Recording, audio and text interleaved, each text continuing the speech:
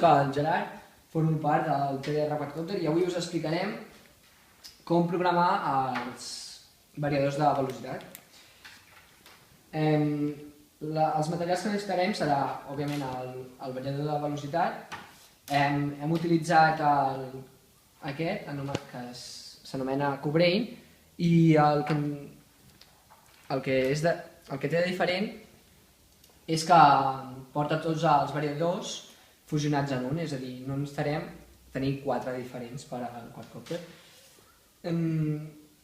A part del variador de velocitat ens venia aquest commutador per connectar tots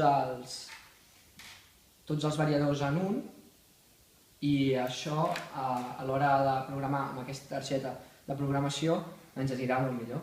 A part necessitarem una bateria. En aquest cas, aquesta bateria la utilitzarem per proporcionar-li una bateria a l'hora de programar, però que no la farem servir per més tard per fer volar el quadcopter, bàsicament pel tamany i el pes. Començarem. El primer de tot és connectar tots els variadors a la targeta de programació. Venen tres cables en els que només hi ha la senyal.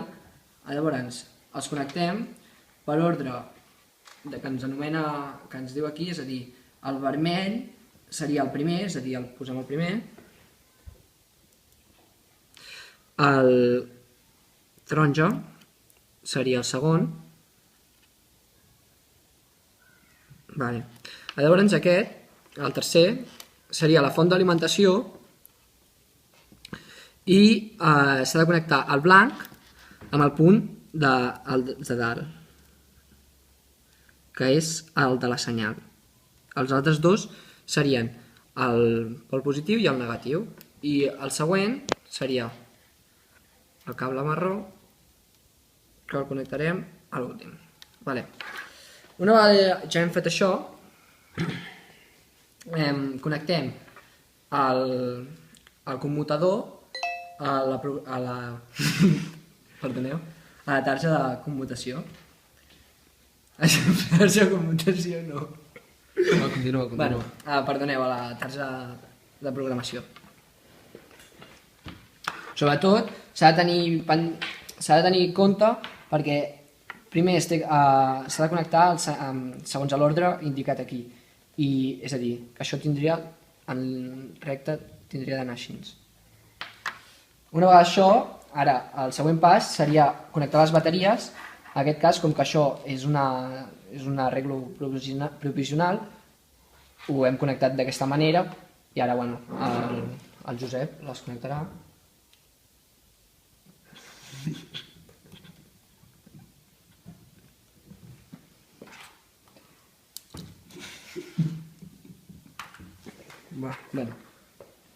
S'ha de tenir molt de compte perquè no es poden tocar els dos pols, els dos cables. Perdó pel tall, ara continuarem. El següent pas, una vegada ja està tot connectat, seria connectar la bateria, i s'ha de tenir molt de compte que a l'hora de connectar la bateria s'ha de primer tenir connectat tot el variador a la placa de programació, i això, si utilitzéssiu un altre variador, seria directament connectar el seu respectiu cable aquí, tenint en compte sempre les indicacions. Ara el Josep connectarà la bateria, mentrestant. I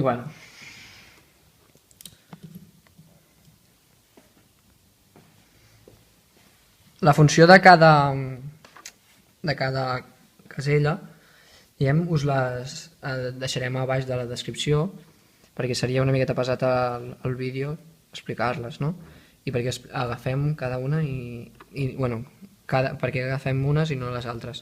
Tenim ja algunes que ja les tindrem deixat tal com estan, però us direm per si no ho teniu així. El primer, el millor és deixar-ho en off.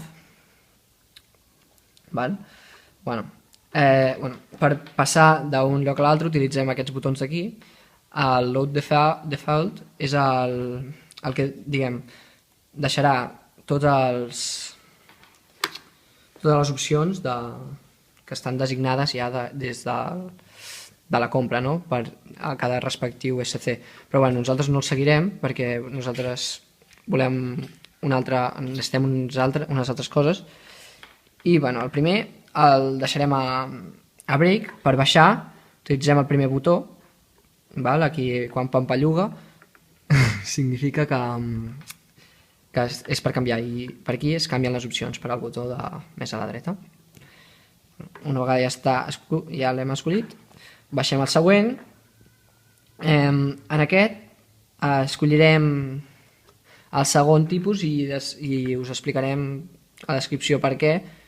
Per molt que la nostra bateria més tard, quan la tinguem muntada, sigui de liti potassi, de moment el deixarem en aquesta opció perquè, segons les informacions que hem trobat a internet, per molt que la bateria no es correspongui amb el tipus que marca aquí, el funcionament a l'hora d'aterrar i tot això és molt més fi. En aquest mode nosaltres escollirem el primer i, diguem, el segon, a l'haver escollit el primer el posarem en low, que significarà que està apagat el segon mode. Si haguéssim escollit el